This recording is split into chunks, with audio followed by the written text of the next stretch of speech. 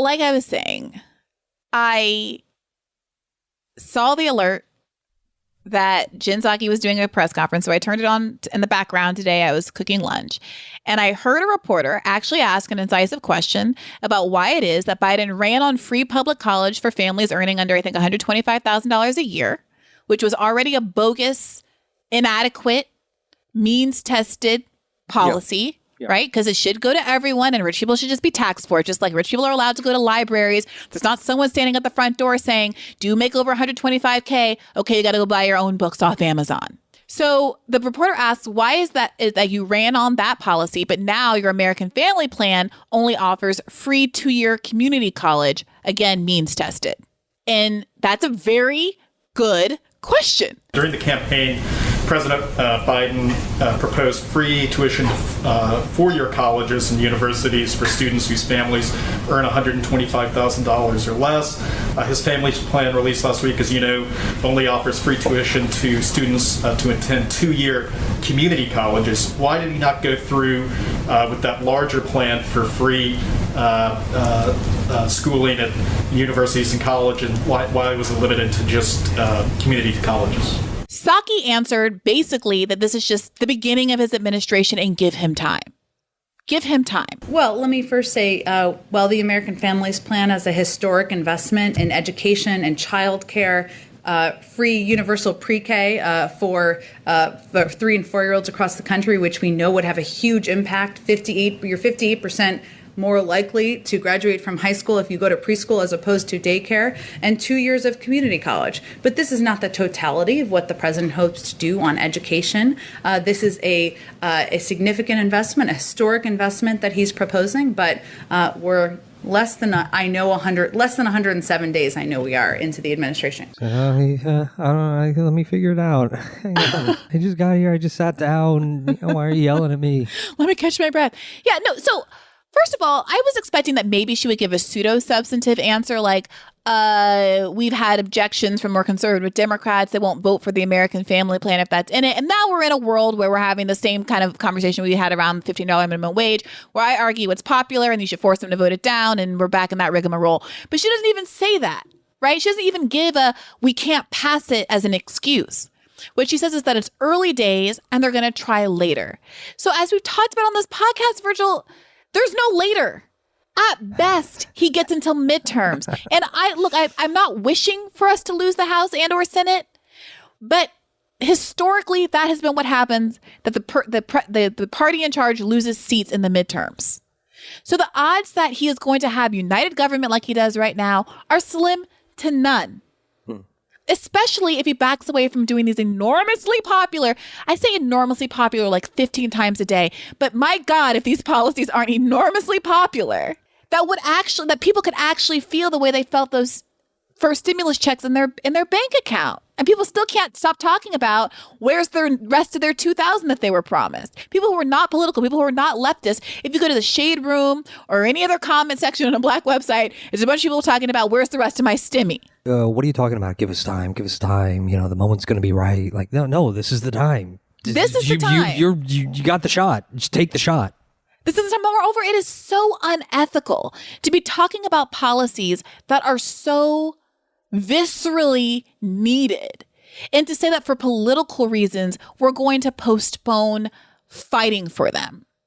If someone comes up to you and they're on the verge of dying of thirst or hunger or have a gun pointed to your head, and you have the ability to quench their thirst and feed them and disarm their attacker, and you say, let's do it next Wednesday, let's do it 4 months from now, not even knowing what your ability to do so at the later date is going to be, that is grossly unethical.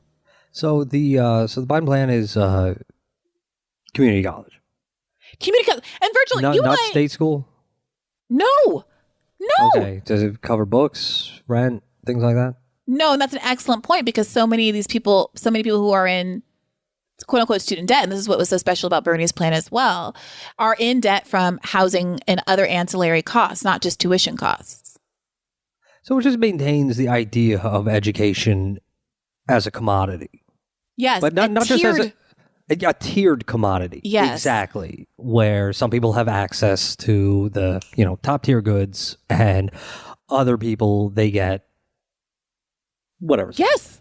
If you're rich, your kid gets to go to the fancy school that's going to set them up for opportunities for the rest of their life. If you're poor, if you cannot afford that, the government solution is to send you to an already stigmatized tier of university, frankly, that's seen as like a launch pad to getting into a into a 4-year school, right? Like I didn't create the tiered system, and I've said this to you before, Virgil. I think there's something kind of perverse about the idea that they're putting all of this like valor on the community college and kind of daring you to say that the community college is somehow worth less as a degree. Like, if you say that out loud, then it's you who are besmirching community colleges. No, you're not going to trick me into pretending like what you're doing isn't concretizing a tiered system that is going to keep the economic caste system in our country that is also racialized in place. If you think education is at all a right, if you want to give poor people an advantage and able to actually compete in a world that values some degrees over others, what do you think that you're doing by saying that poor kids only get to go to the tier of education that's already least valued? Now, is it better than nothing? Yes. Do people have a lot of debt from going to community colleges? Yes. Is the world better if community colleges are free? Yes. But this is it's so patronizing. It's like saying, okay, we're going to give help to families who can't afford food, but you can only eat dog food. And if you complain about it, you're biting the hand that feeds you. And we kind of do this in some ways, right? Because there are all these kinds of foods that don't qualify for, SNAP and stuff. You can't get hot food. And there's all of this kind of like health shaming stuff that goes around it. Like that's a whole other conversation. But, government cheat, there are all these kind of like tropes around that. But it's still, you can go in the grocery store and, buy an apple and a can of beans and like food is food on some basic level. And I'm not trying to say that community college is dog food. I already can hear the Twitter clickety clackities coming at me after that. How dare you? But I say this as someone who is extremely aware of the doors that have opened for her only because of the school that I went to. I'm not going to sit here and BS you and say, oh, you got to go to community college. Now we're even Stevens. No, it's not. And it should be even Stevens. And I understand the relative privilege that it takes to even get into a school like Harvard. That is why I'm mad. I think that Harvard shouldn't exist. We shouldn't have a world where the value of getting into an Ivy League school or a top tier school is such that even affluent people like old girl from Full House and all, Becky from Full House and all the other celebrities that got caught up in that ring where they were paying to get their kids into good schools feel like it's worth breaking the law, because even though they're rich and their kids are going to be rich, they still think it's important to break federal law so their kid can get into GW. Because those Full House residuals, it's not a lot of money. They're not playing that. They're not playing that show on that many streaming platforms. Also, they have Fuller House now. Also they signed those contracts before streaming services came about. That's a big thing. That's probably true. So they're like, okay, well, I'm not getting a lot of work, but I want my kid to have the same class position as I do. So, here's what cash I got. Just get him into a good school. Because that's it. That's the guarantor of an upper middle class existence. Is simply just going to the school, just getting the fucking piece of paper. Getting the piece of paper. And there's all of this weird social value attached to it. And our understanding of class is related to your ability to go to these schools, regardless of if you're an adjunct professor making $35,000 a year, You know what a good comp to this is? The right-wing freak out over the child care benefit that Biden proposed. And you see guys like J.D. Vance, the Hillbilly Elegy, the guy who, he overcame growing up among meth-addled monsters to become a decent coke-using Wall Street executive. That's not legally actionable. Allegedly. I'm not even alleging it. I'm just saying that's just the sort of milieu. And then he came back to the holler to lecture them about eating fast food and crap. And okay, so JD Vance, and then you're seeing this from other kinds of Republican, conservative, usual suspects. They're saying, oh, the free childcare, that's not what the working class wants. Right. No. What they want is to just be able to stay at home and raise their kid. That's the traditional, normal, decent thing to do. And all of that is just mystification, right? It's all just throwing up a lot of fucking bullshit and hoping to distract you. Because at the end of the day, they want to reify a system where the wealthy get to decide. They get to choose. If you're wealthy and married, okay, you can hang out with the kids. You're fine. You're doing great. You're not going to be on fucking Skid Row. You're right. Or if you want to work, then fine, you hire a nanny. Right. There you go. And they're just saying straight up that, no, we don't want that privilege of deciding to be extended to everyone else. Yeah, if you're at all confused about the flip-flopping of Republicans and the messaging, and they're like, oh, it's hypocritical, it's inconsistent. It's not if you just keep your eye on the ball of what best preserves our financial status quo. I'm sorry, it's like seeing in the Matrix and all the numbers whiz by suddenly make sense. This idea, what I'm realizing, because maybe my financial literacy is bad, but at age 35, it's like I'm never going to feel secure unless I buy a house, apartment, whatever. I feel like I buy. I don't want to buy. I can't really afford to buy any place that I would like that's close to any place I'd want to be. But and I'm allowed to want to be where my family is and want to be where I'm from. By the way, everyone who's just move to Nebraska. I'm not from Nebraska, and I'm still not going to be the only Black person in Nebraska. So just keep that, save that. I want to live where my family is, in New York or somewhere in driving distance and Amtrak distance. And the pressure to buy though is so great because I'm spending an insane amounts of money on rent every year. And I have no equity, and I have no guarantee of middle class status. Forget the next generation. There's no next generation. It's just me, but I'm worried about old age.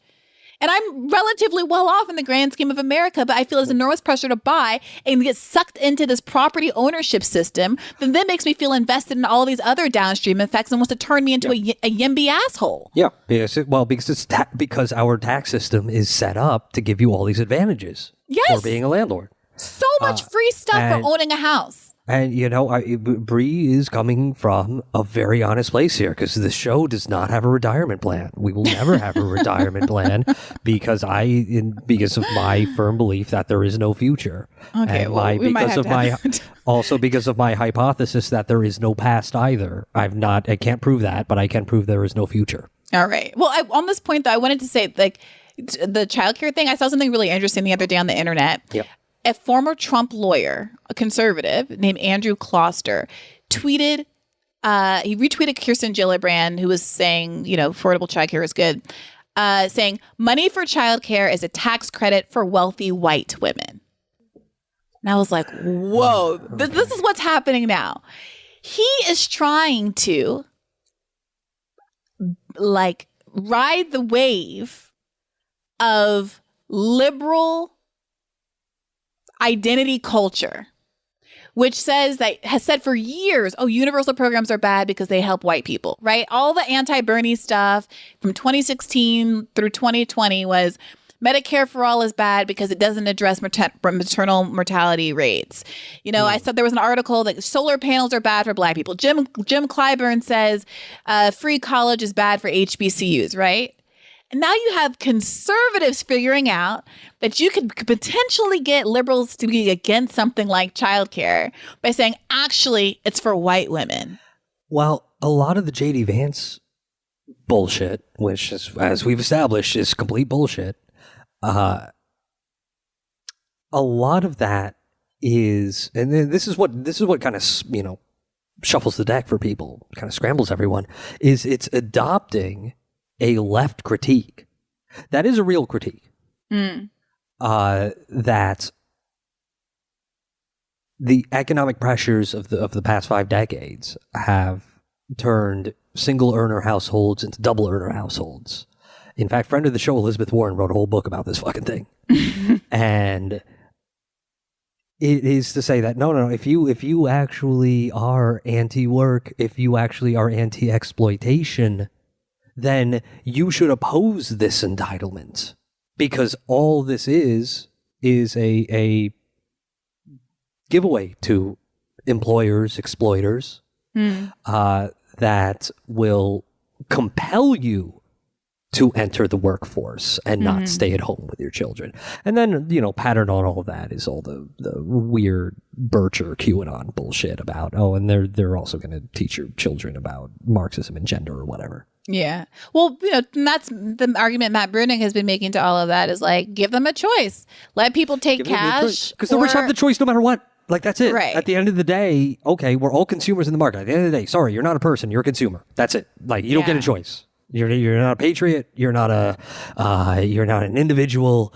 You are not an acolyte. No. You're a consumer in the market. That is forced on all of us. None of us have a fucking choice. Yeah. And some consumers get more choices than other consumers. And that's it. And that's the fucking construct that we're working with. And then that's why I feel so ornery and like upset about the idea that I feel like I'm being pressured into home ownership. I'm being pressured into like kind of the ultimate consumerism, like the idea of equity, like I'm sorry, it's just so perverse. The idea that the only way to have surety and equity in America in your future is to literally buy property. It's like the whole country is founded on the idea that only white men get to have rights. And we still live in a country where the property owning part is true. It's an investment that will appreciate.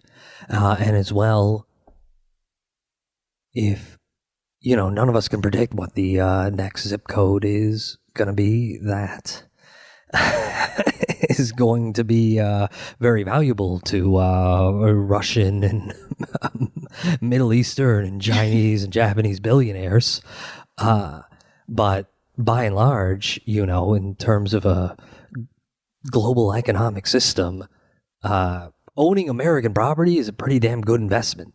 I'm going to hack the system and buy in Japan. You're gonna do a reverso on it. You're gonna do some jujitsu on it, that's kind of a long-term structural problem, that so much of this nation's wealth, so much of the wealth of what we call the middle class, is tied up purely in property prices that are not guaranteed by anything other than the market. When I was in law school, I always am saying that law school is a radicalizing experience. Here's an example as to why. I was in a poverty law. I took poverty law my 3L year. And generally speaking, the people who self-select into a class like poverty law are progressives, whatever what we called it back then. Liberals was not a charged term back then. And it was one of the least, microaggressing classes that I took, until this one day when we were talking about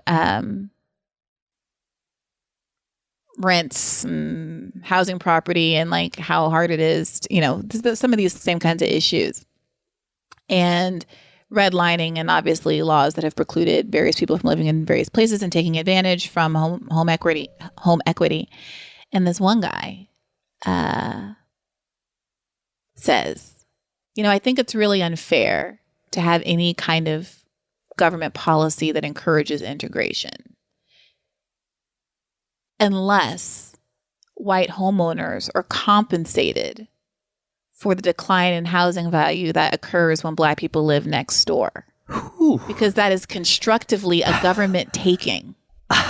Government taking being one of these things we learn about in property law 1L year, where if the government wants to build a highway or whatever through their neighborhood, they can generally acquire your property or whatever through eminent domain, but they have to pay you for it if they constructively diminish the value of your thing. Okay, now what's his name? I've got my canceled notebook. What's his name? This guy was a conservative. Twitter at Instagram. I think he went to like Facebook. Regis, one of those like those Catholic, Italian Catholic kind of institutions. I don't know how he ended up on poverty law. I know nothing about the guy. He might be a swell guy, but these are the kind of arguments that people get a little bit. They get a little bit of knowledge, they can like abstract it through a legal lens, and and then no one ever stopped. I mean, I stopped, obviously, hand in the air by 3 a year. I had found my voice and I had a lot to say about that. But the idea that there's a thing called value in a house that could diminish just because a person of African descent moves in next to you. And instead of challenging that system to say, well, the government should just pay the white person for having to take the hit for living next to a black person. I mean, real galaxy brain stuff here. Well, there is a history to that, because what actually happened after they got rid of redlining was the predatory real estate industry came in and they engaged in blockbusting. Yeah, they used that. They used that, the fact that, yes, because it's all run by the market, that property prices will go down if minorities come to your neighborhood. They use that in order to force whites to sell their property at fire sale prices, and then flip them around and then sold them to first-time minority homeowners and gave them subprime mortgages. Correct. That they couldn't pay. Correct. Leading to the fucking foreclosure crisis that happened in the 1970s, which led to the arson crisis, which led to the fucking accelerated white flight, and led to all the fucking shit. Yeah. So Heather McGee walks that through, and we just interviewed her, obviously, in her book, in her new book. Also, though, there's this show, I don't know if you've heard of it, called Them on Amazon Prime. A new show? I don't know about that. I know, Virgil. New things.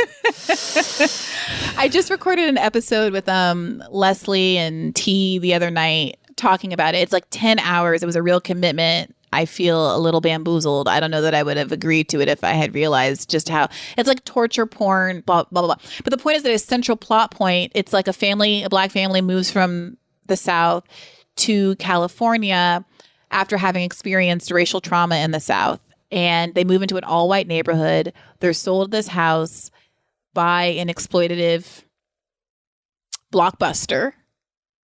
And it's like a horror series, and there's a mix of a surreal kind of haunting that happens and psychological drama, and also like the real world racism that's coming from the people in their neighborhood. A melange that I found to be confusing and diminishing to both plot lines, but this is not a substantive critique of them. If you want to listen to a substantive critique of them, then you should listen to that episode with T and them. Wait, when did they buy the house? It's set in the 60s. Okay. So it's about the exact same. It's about the exact thing we're talking about. Okay. Yeah, and there's actually a really interesting scene. This is the only time I've really seen it depicted so explicitly in a fictional narrative like this, where you see them going to like get the lease, and how she like the leasing agent has the racially restrictive covenant in the lease, and they ask about it, and she's like, no, times have changed and you guys are really trailblazing and you don't have to listen to this anymore. And she kind of uses that as part of the pitch, like, white people tried to keep you out, but not on my watch. Like, it's a new world and you guys are heroes, right? And there's another scene where they show her in cahoots with like the big banks and even law enforcement, who was weirdly in the position of kind of protecting the black family long enough to get them into the house, guarding them against the racial terror of the neighbors just long enough for them to like stay in the neighborhood so that the white flight actually happens and they can drive down home prices. Yeah. And it's deep. It's like the historical aspect of the show is really interesting, even if I thought that some of the narrative points were a little sloppy. Yeah, and this is before redlining was banned by the FHA. No, in the show, redlining has just been banned. That's why there's still racial covenants in the contract, but they're not enforceable. But they're unenforceable. Yeah. Right. Before they banned redlining, realtors would, when they wanted to engage in blockbusting, they would do things like hire a black woman to push a baby carriage with a black baby in it through a neighborhood, and then go to the neighbors and say, well, you got some, then, go to the white people who live there and say, you got some new neighbors coming in, just letting you know. Yeah. I mean, we still did. When I was in law school, I was part of the Black Law Student Association had a social justice group, which I co-chaired my 3 year. And we had a program where we did that kind of door knocking to see, we would send, Black law students in to knock on a door and try to rent a property, and then send white law students in and try to identify discriminatory housing practices. And when I interviewed Bernie for our campaign podcast on our first episode, he says to me, I asked him what kind of work he was doing with CORE when he was in college, and it was exactly that kind of work. And he's like, I don't know if you've heard of this. I was like, yes, we're still doing that. I was doing it in law school because that stuff still goes. My mom talks about when we first moved to New York in 2001, how she experienced that kind of discrimination at apartments that would ask her for all kinds of financial information that they weren't asking her white peers. And at first you're suspicious. You're like, is this normal? And she asked around, and that's the way the world is. And so to live in that space and to then be told, Brianna, you've somehow been financially negligent because you didn't go and rent an apartment so that you could be middle class after jumping through every other hoop in the world. It's like, I'm tired. I don't want to keep jumping. I don't want to rent. I don't want to own. You don't want to own. Right. I don't know where I want to live next month. We live in a different kind of economy, in a different kind of world. Well, I'll tell you my position. I don't want to pay rent. I don't want to do it. I don't want to own either, because the idea of owning something means I'll walk in a room and think, oh, all right, this is the last thing I'll see before I die. All right. Virgil. Don't like the idea of that. Now, there's this interesting thing that goes on, the interesting narrative that goes on in the fascist right. Long and the short of it is, the elites are conspiring, a number of them are Jews, and they want you to live in the pods and eat the bugs. That's the long and the short of it. And the train movie, Snowpiercer. I get it. I never saw Snowpiercer. I get the gist of it. Right. I get it. It's the train's an analogy. I get it. Okay. Did you see Parasite? Oh, we're not gonna keep doing this. You didn't even see Parasite? We're not gonna keep doing this. Okay, but that's your milieu, Virgil. I'm trying. This isn't a black movie. This is an Asian movie. Okay, Bree. All right, cat's out of the bag. Happy Asian American and Pacific Islander Heritage Month. This is. That's Bree's way of thanking me for my cultural contributions to American society, and you're welcome. You're welcome, folks. Here's the point I'm trying to make. I hear that crap about the pods and bugs, and I think, well, I already live in a pod. I don't know what you mean by pod. Are you describing an apartment? Because I live in one of those. It's a pod. It's a place that I sleep and conduct activity and eat and conduct activities in. There's a toilet and I piss in it. Is that what you mean by pod? Well, anyway, so I live in one of those, and it's not great, and I don't really care for it, but, gotta live somewhere, so I just don't want to pay for it. So if part of the deal from the elites is, you're going to live in the pod and eat the bugs, but you're not going to pay for it, then I'll take that deal. Well, in Singapore, something like 90% of all housing is publicly owned because it's just too expensive to live anywhere otherwise. 90% of people rather live in publicly owned housing. And it's nice. We were talking to Sia, she brought this up and we didn't really drill down on it, but, something that's interesting is community housing in Vienna. Mm-hmm. And have you ever seen pictures of that? It's very gorgeous. And they just basically went on this big public housing. They got hard on for building public housing. They built these huge developments, and what's critically interesting about them is you pay rent based on a proportion of your income, and so you have people of a variety of classes just living in the same housing building. in like nice apartments. And a majority of Viennese live, in these buildings. I think that a lot of Americans don't really want to admit that they like the status signifiers that having a different, like better houses than poor people, and better clothes than poor people, and better cars than poor people. Better college degrees than poor people. You're not They supposed to like that. public housing. It's supposed to be a scary, bad place. Like that's it's like prison. It's like something you use to scare people. Like, if you fuck up, you're gonna end up in fucking Section 8 housing. But even if everybody had nice houses, like even if everyone got to live in Jenna Lyon's, brownstone, that was like the darling of. She was the CEO or design chief or whatever, top designer at J. Crew during J. Crew's halcyon run in the early aughts through like 2010 or something. Anyway, she's got great taste. On this show, we rely on you for the information because I would never be able to pull that out my ass. Well, she had this beautiful Brooklyn brownstone. She's since moved to Soho and has a beautiful Soho loft, but it was in all the design blogs for years. And, it's like the quintessential gorgeous Brooklyn townhome experience that now you can't get unless you have like $10 million. So, I fantasize about it. I love townhouses. I love, the narrow walk up, tall ceilings, tin tile ceilings, marble fireplace. Like that aesthetic is my dream. But you can't have it now unless you're very, very rich. So you move to like the Canadian border in upstate New York. So you want to live in a brownstone, is what you're saying. You want a nice, cute little brownstone.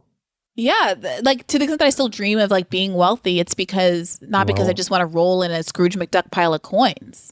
But you want to walk out your door and it's Sex in the City. Yeah. I lived in a walk up in New York and I loved it above a bar. I like the aesthetic, but that's all to say, why did I bring up Jenna Lyons and the brownstone? I think that people really, even if we all got to live in a Jenna Lyons apartment, I think that rich people would be unhappy because they want to have the exclusive right to that so that you can tell how much better than you they are. Right? Like, and Americans we like to pretend that we don't care about class. We're not like England where all of that stuff is a lot more explicit. But we do it through consumerism. We have our class markers through consumerism, not like I went to Oxford and how many lines of your family have been in this country club and my last name's Windsor, whatever. But like our version of it is, I think, and this is part of why the student debt pushback is about. People are mad not because I've quote unquote already paid off my student debt. They think that if people get all their student debt canceled, then they will lose their relative status position to the saps who cannot buy houses and cannot afford all the luxuries that they can now afford because they don't have to pay $2,300 a month in loans anymore. It's an interesting point. We are obviously a society governed by conspicuous consumption. And yeah, you are correct that we, pretty much no matter who you are in America, we pretty much look down on this idea of a peerage system. Right. Mm-hmm. Like we think it would be moronic. Like if some guy came in and said, like, I'm the 15th Viscount of, Weatherford or whatever. And we're like, oh, all right. Here's a big Schenectady. Mac, 15th Viscount. Yeah. Toledo. My dad owns an auto dealership. I don't know. But obviously we do have the same fucking, aristocratic structures, except we just don't formalize it in that fashion. Yeah. Yeah. Yeah. Also, we are idiots and like we are actually charmed by bullshit like that. I don't know what I'm talking about. Just because we don't have the formal aristocracy doesn't mean that if some moron comes here and he's just like, I'm, the heir to the Habsburg dynasty, like we're not all horny for that person. Like we obviously are. This is the thing about, I think it's also connected to our thinking around the minimum wage. People really have a hard time decoupling the idea that your salary, your wage, is not a reflection of your kind of moral or human worth.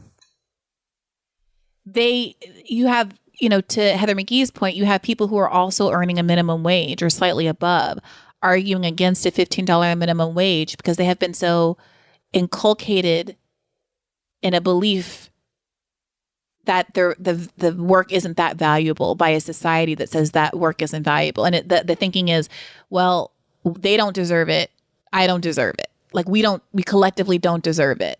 We didn't, Jeff Bezos gets to have all that money because he thought harder than everybody else and has a bigger brain and created more value and more jobs.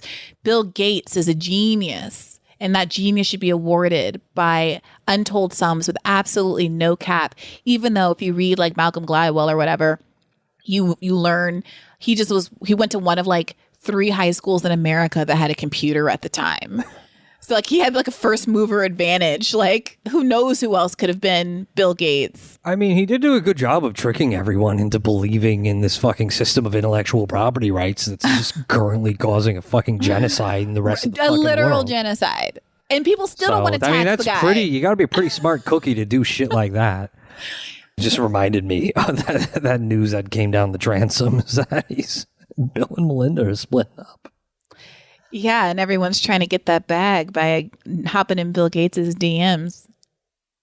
Wait, is that what people are doing? Okay, then people are like, I'm going to cure social. Okay. I'm going to make socialism happen. Okay, I've been screwing up here because I've been betting on the wrong horse on this or one. Melinda, either way. I don't know what either of their same-sex interests are, but the point is, if you can get one, either, or both of them to commit to you, you can get a piece of that pie and use it for the betterment of humanity. Well, you never did divorce law, right? I mean, to my knowledge, it's this big contentious thing. And how it's going to work out is he gets the control over 1 dose of the vaccine. She gets control of the second dose. So you got to talk to both of them if you want the fucking vaccine from here on out. Well, she came out against all of these patent restrictions today. And who knows if she's just doing that as a spiteful ex or whether it's like an ideological commitment, but you'll have to see it. In these divorce filings, the way it works, a lot of bad stuff comes out, a lot of unflattering stuff like, my husband's killing millions of people. It's, who's to say, how it's going to shake out. Yeah.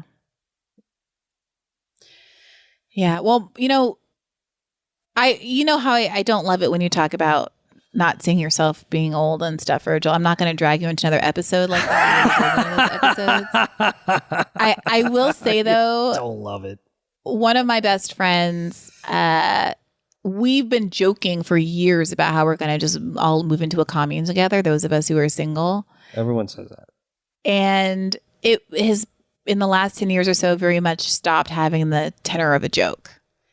And she's moving back to the East Coast right now and looking for houses. And she always sends me them. And she's thinking about maybe settling in Rhode Island because her job is in Boston, but she just has to be within a commuter distance and it's cheaper in Rhode Island. And, even moving to a cheaper state in a cheaper city, it's still too expensive. And so she's like, well, what if you lived with me, Brianna? And, it's not the worst thought. This feels a bit like another one of Brianna's reasons for not moving to New York. I mean, New York is expensive. It's expensive. I'm an adult. I don't want, I've been living in DC in a studio, but at least now I have like a dishwasher and there's laundry in the basement and a gym. I pay $500 less a month than I paid when I lived in New York for none of those amenities. In fact, my mom walked by my apartment yesterday, my old apartment, and she said it looked empty. And so I Googled it. They've gut renovated it and they've, now it has a dishwasher and all this stuff. And it's like very fancy looking. And it was listed to buy for $750,000. It's a studio. It's a junior 1-bedroom. Brie, why do you think I keep pushing to do these episodes with a radical housing activist, urban planner, socialist member of the New York State Assembly? It's because I want New York to be a livable place for you and me. It's not. It's not. We're living in the pods and we're eating the bugs and it's awful. It's a monstrous fucking city. And we gotta fix it. We gotta fix this fucking place. We gotta fix it. I don't want to live in the damn commune. I don't want to live in the that's below. I was gonna invite you to the commune, but I guess that's below the bugs for me. With your buku bucks, you could really help us out in this commune. No, situation. I need to live in the pod so I can sit here and go insane. That has to happen. All right. Well, if you ever want to join us in a very tastefully decorated situation in Rhode Island, that might be in the cards for me. Unless I can bag a Gates. You keep using this term commune, and I'm not really sure on what level you're using it, because commune can refer to It's not sexual, Virgil. Okay, there's the sexual concept of a commune. There's the hippie new left idea of actually it's all sexual. Actually, what the hell am I talking about? These are all sexual concepts, Bree. So that's why you're kind of throwing me when you say shit like that. No, but there was a time where we thought about it in terms of child rearing as well. It's like, if we wanted to have a child, then between us, we could decide what combination of our genetic materials we wanted to mix together and who was going to birth it and who was going to take time off and raise it for various parts of their career and whom amongst us maybe has a flexible time, career in academia or something where they can be home with the kid. Like when you see yourself as part of a group where people are in different places in their life and have different ability, the idea of even having a child seems a lot more doable. I've got a single brother. Like I imagine a world where I have people like him providing childcare and us living collectively together in a way that, the conception since, the 1950s family unit, we haven't really thought about as society, but obviously is how we all lived before the modern era. We used to live with our grandparents.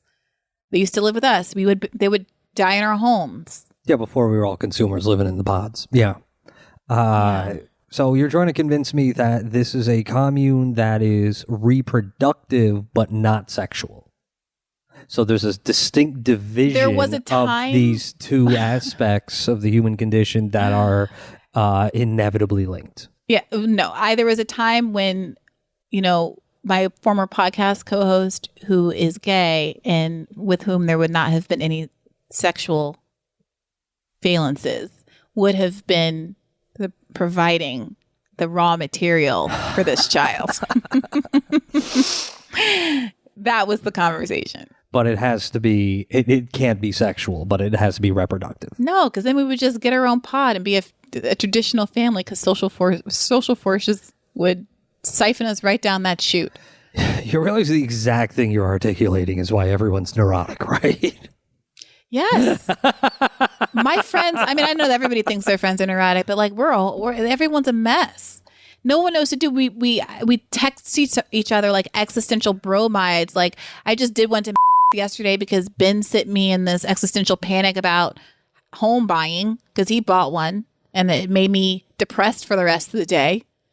And then I texted a bunch, leave her name. I texted my friend a bunch of stuff, and then she texted me a bunch of stuff that she's existentially fraught about that's more relationship oriented. And we just find comfort in each other's crises and then go back to scrolling Instagram. Yeah, that's life. That's life in the pods eating the bugs. And then I bought a bunch of houseplants. And now I'm here. Is there another life that you're looking forward to? Is there an evolution of this life? There's like a next stage that you think is imminent? Because it's not. I don't know. It's funny because obviously for a lot of people, they see child having as that. And I think that when you do have a child, for many people, it gives them that sense of purpose. But I don't know that it's like real, right? Because just because you have like a biological and a hormonal drive to do something like that, and once you do it, it kicks in, those feelings kick in. It doesn't make it real. I'd like to think that I can make those kind of decisions a priori without the biological stimulus of my pregnancy hormones and like smelling the top of a baby's head and all that jazz. Right. And without the baby, not being pregnant and not having a partner, rationally, I don't know that that's a choice I would make in terms of like what I would look for to fulfill me. So you can't conceive about this drive overriding your rationality. No, I think that if I were to get pregnant, I would think it was the best thing ever, like everybody, and I would think my baby was amazing, and I would want to keep all of the housing projects out of my neighborhood so my kid could go to a good school. Drive, yeah, and then you become and I'd be an asshole too. Yeah, you become like what's her name on TBS. Which one? Oh, Samantha Bee. Yeah, then you become like Samantha Bee. Like, It's so funny. I was going to send you a clip of her today what do from you mean South by Southwest to complain about. What do you mean my kid didn't get into good school? Fuck you. Right. I'd be paying for my kid to get into a top tier but second tier university with my podcasting bucks because their life will be ruined if they don't get to go to Wesleyan. Well, I'll tell you this, Brie. I don't think it's anti-solidaristic to have a child. I just think it's futile and it's not a solution because all it is just sort of reproducing the current state of affairs and saying, well, all right, I went through life. I got the gist of it. No, I'm just going to have a kid and like they'll just do the same fucking thing and we'll just keep going on. Well, the counter argument is that nothing means anything.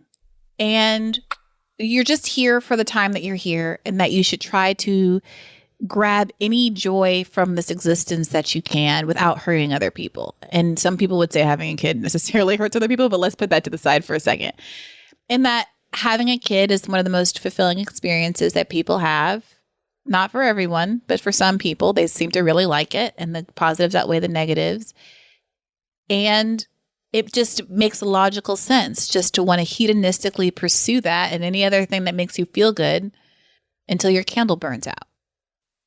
I'm not opposed to having kids. I just think people, should be pretty straight about what they're trying to do with it. What would you want out of having a kid? Okay, so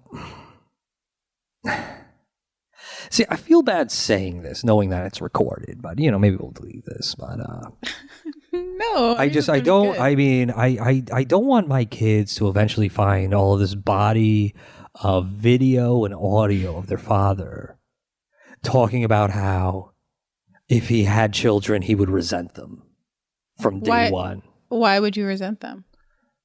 Just because of the reasons that would make you into a selfish YIMBY.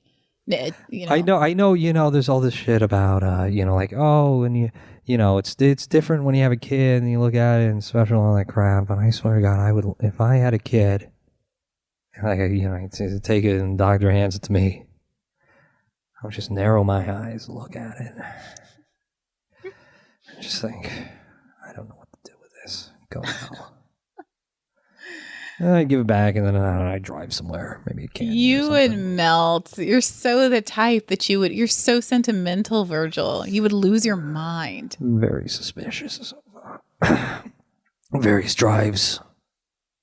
You would be like, oh God, I was going to say Bill Cosby. We have to come up with different versions of ideal father figures. Yeah, right. That's the other thing is that everyone's conception of the real is pretty much stitched together from crap they saw on television when they were a kid. I don't know, man. I had a very happy childhood.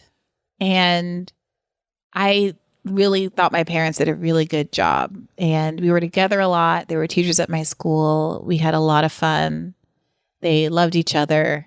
And I don't have any of that anxiety that some people have about creating their own families or it being a negative experience because frankly, my only real experience with intimate family life is very positive. My mother loved being a mother. My father was a very hands-on father. It was great.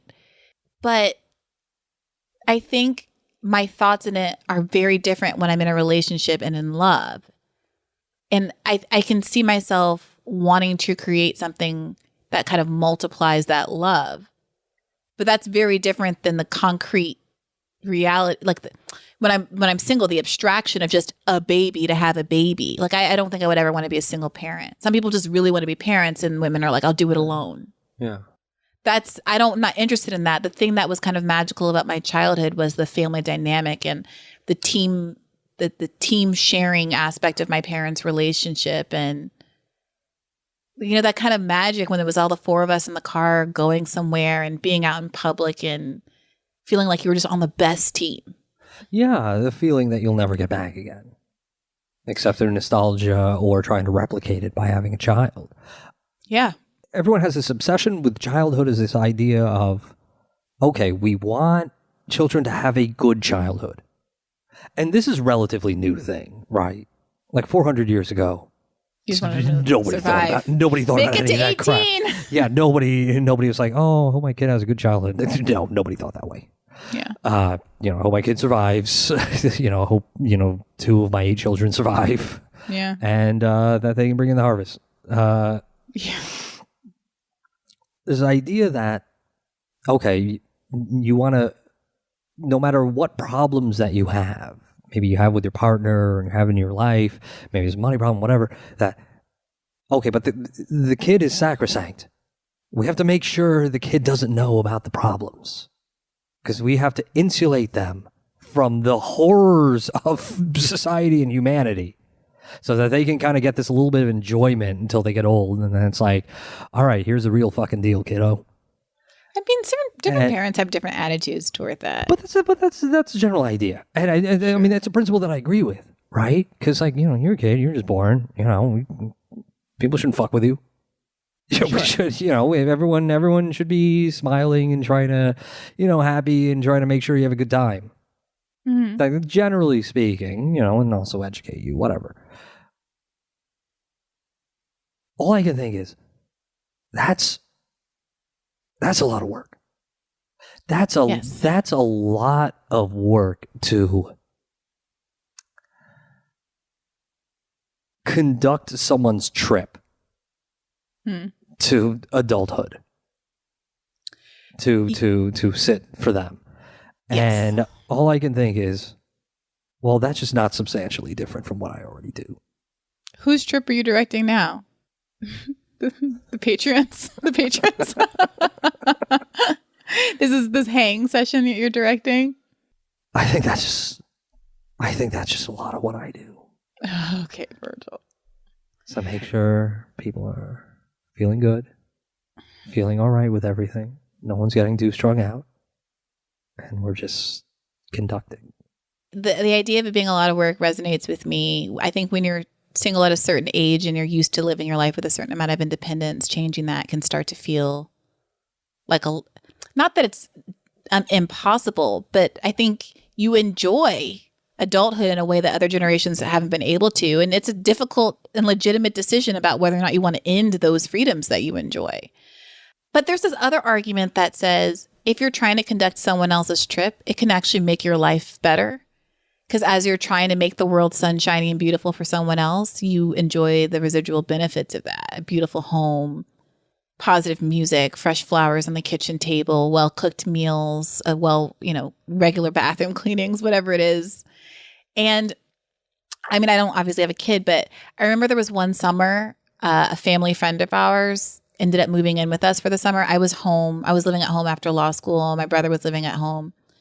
We were all home. And then this family friend, who's about my brother and I's age, moved in with us for the end of the summer.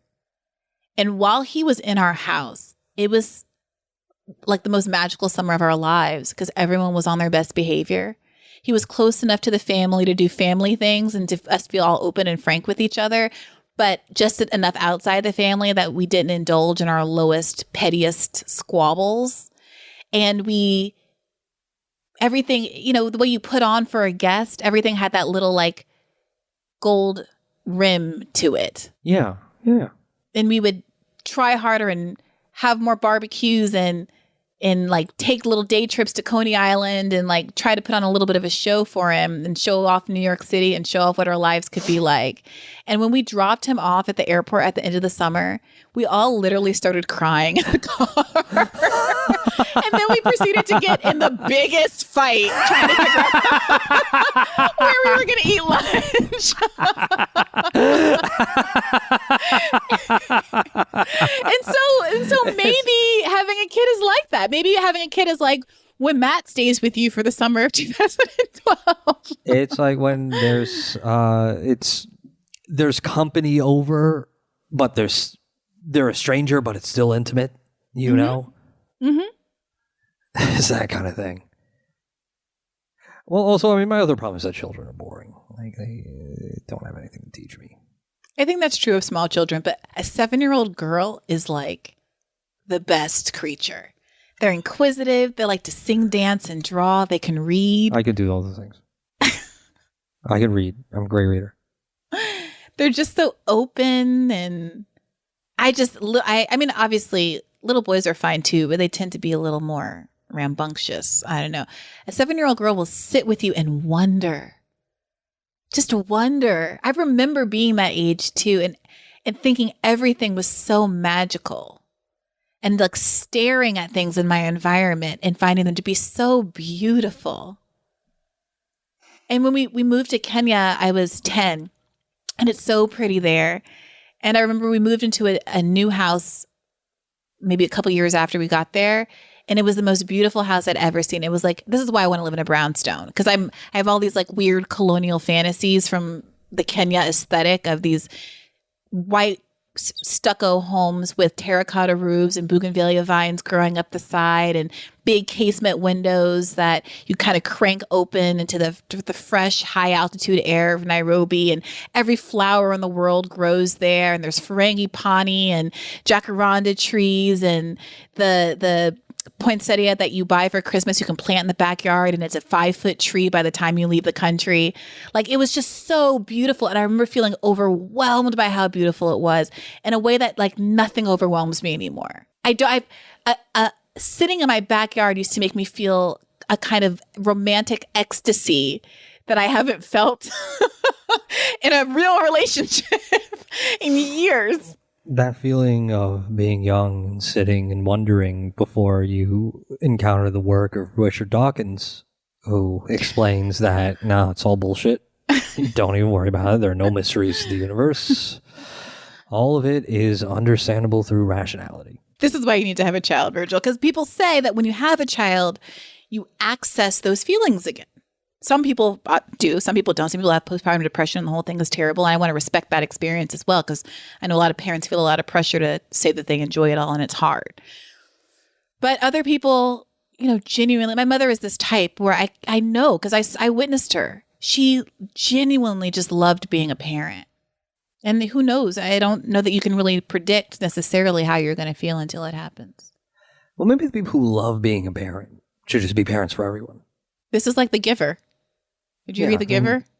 By Shel Silverstein. Lois Lowry. I'm thinking of The Giving Tree. The Giving Tree. No, Whoops. The Giver, you might have had to read it in like, I don't know, 7th grade or something. It's about a world that's all in black and white, and kids are basically sorted Harry Potter style. This was before Harry Potter. Into professions.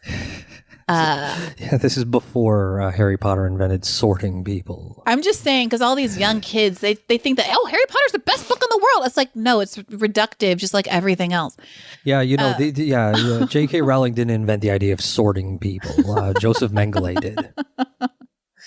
Is that like a Holocaust reference or something? Who's Joseph Mengele? Big time. Yeah. Okay. Well. The point is the duality of the show. One job is the giver. And the giver, you discover, is basically the keeper of all of humanity's memories, because this is set in some unknown time in the future. But the giver remembers how humanity is basically now. And the giver passes the memories down to a new recipient who holds all of the things. And the world isn't black and white because you had to kind of take some of the passions and the color and the energy out of the world to keep bad things from happening, like murders and rape and crime or whatever. But and everyone will get sorted into the perfect job for them. So there are women who give birth, who are born to be nurses, and ostensibly everybody's valued the same. But of course, there's some hierarchy, and people are like, "Oh no, you're just going to be a birthing cow for the rest of your life." But the society is like clean and safe and everything. But what happens is our protagonist, who's picked to be the next giver, starts receiving these emotions, and he's like, I want this old world back. And he starts to see color, and he sees that his little girlfriend has red hair and an apple is red, and it's so beautiful to him. And he doesn't understand why he has to keep this all in, and he starts rebelling more and more as the more and more he sees. He experiences pain, and it's horrible, but he also experiences the exhilaration of the sledding before the memory of breaking the leg. And he decides that it's worth it. And then ultimately he discovers, spoiler if you haven't seen The Giver or read The Giver, they discover that there's euthanasia, and that at a certain point people are basically just taken out of commission at a certain age, and that death isn't natural. And that's the final straw for him of wanting to disrupt this reality. He decides that the pain of awareness is, the pleasure of awareness is worth the pain. Yeah. And that the old world was better than this new aesthetic black and white existence. And it's a lovely, I haven't read it since I was a kid, saw the movie more recently, but it's a lovely parable. And I brought it up because you were talking about people being sorted into ideal jobs. And obviously that's a trope in a lot of Harry Potter. It's the one with Shailene Woodley, Divergent, Insurgent, whatever that franchise is. There's a lot of these things, but they're always dystopian because people don't like the idea that they have to be the one thing. Well, that was the idea of a lot of utopian thought in the 19th century. Was, okay, we're looking at an industrializing society and realizing a lot of problems just piling the fuck up and thinking, okay, well, we're living through a revolutionary period. The aristocracy's coming down. Things are pretty flexible. Let's just do it. Let's just invent our own society. And, I can figure it out better than anyone else can. That's what Fournier said. And that's why he had this idea of building these huge communes where people would take personality tests and we'd slot them in the right jobs. Yeah. Well, what's dystopian about it is, it defies. Also, sorry, the end of that is, if memory serves, someone did try it and it became a sex thing and it failed. Okay. Well, the problem is that it defies the reality of human nature, and people aren't just good at one thing. And what's also dystopian is the world that we live in, where there's this illusion of choice, but there are all these people who have all this potential that get slotted into jobs that aren't actually very well suited for them. I, again, was one of I'm enormously privileged and elite, but there was a world where I was going to have to spend my entire adult productive life at a law firm doing corporate law, something I wasn't even good at. It was lucrative. It was successful by some metric, but every day I would go to work and think, this is a waste of who I am. And I couldn't prove it. And I felt like such a brat, and I should just be grateful for the opportunity to earn this kind of a salary. But it's horrible that people are incentivized to take jobs for a high salary that don't maximize their ability. And it's terrible that people are taking jobs that are kind of grueling or menial or whatever when they have other things that they could be doing. It's there's a hat for every student at Hogwarts, but in either version of society, people don't actually have the freedom to figure out where they should go. Well, I think it was Mark Twain who said that the greatest general in human history was a shoemaker who lived during peacetime.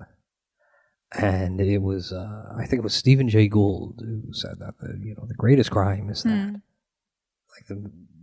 with the variation of human ability and intelligence that there are out there, so many immensely intelligent, talented people will never have the opportunity to explore their talents and contribute to the human race because they happen to be born into a certain caste.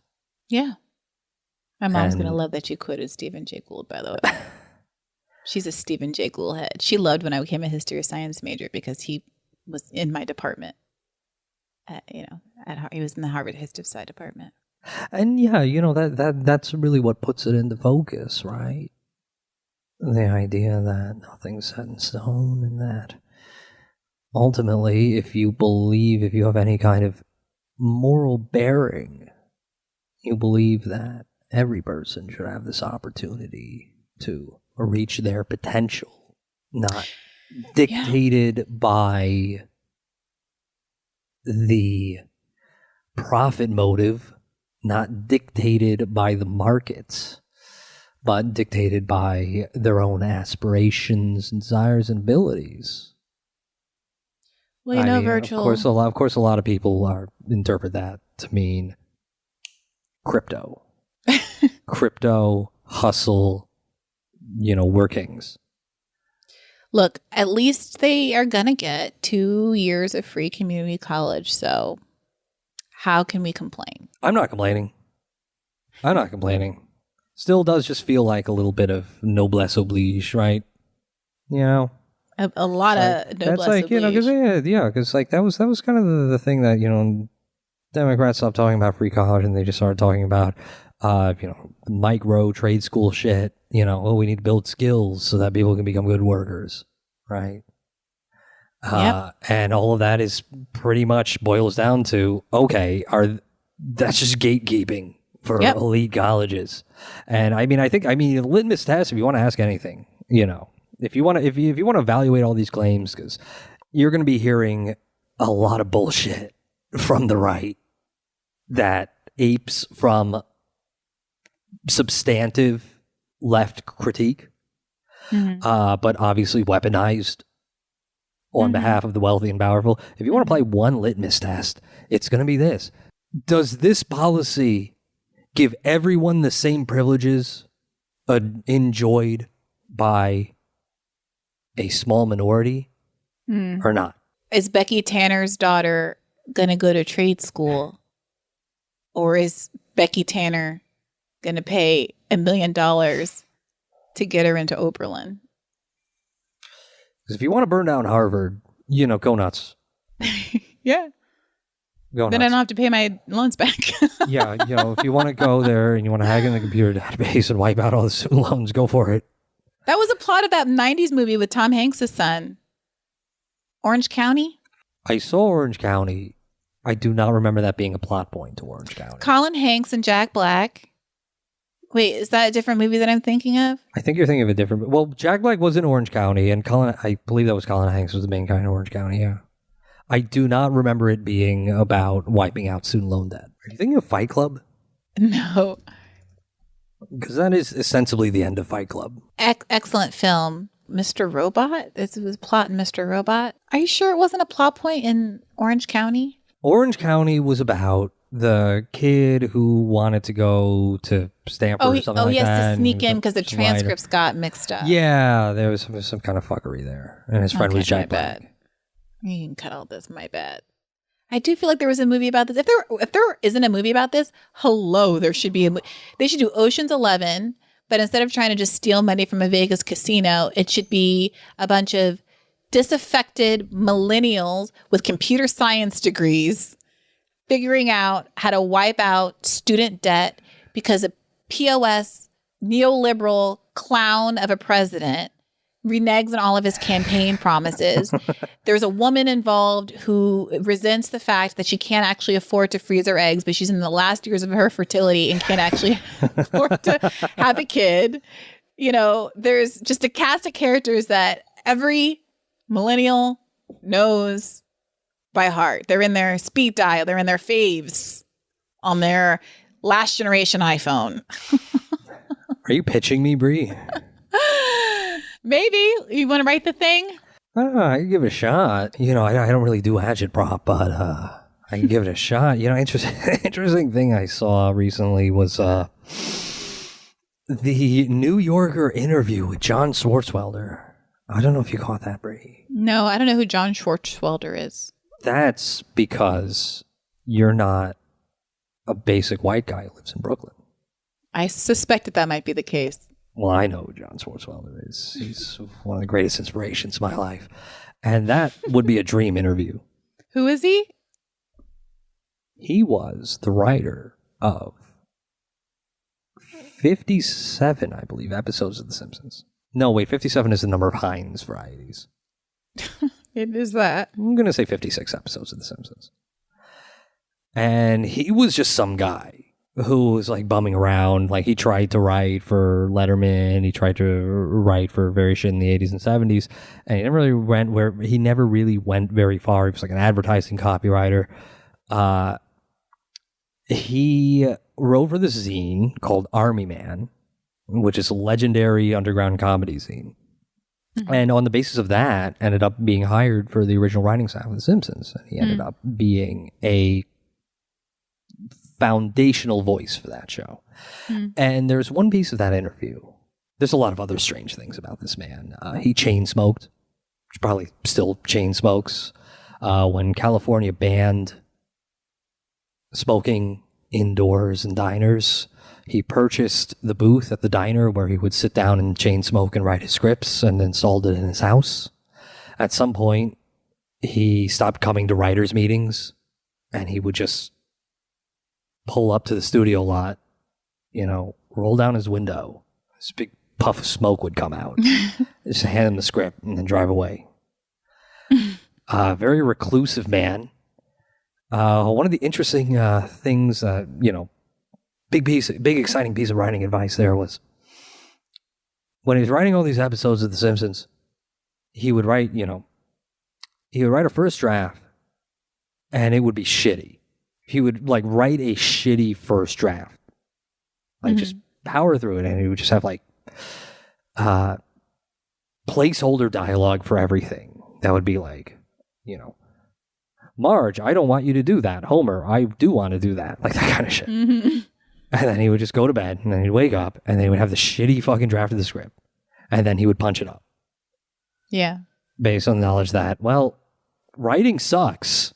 It's a huge pain in the ass. It fucking sucks. Yeah. But editing, that's great.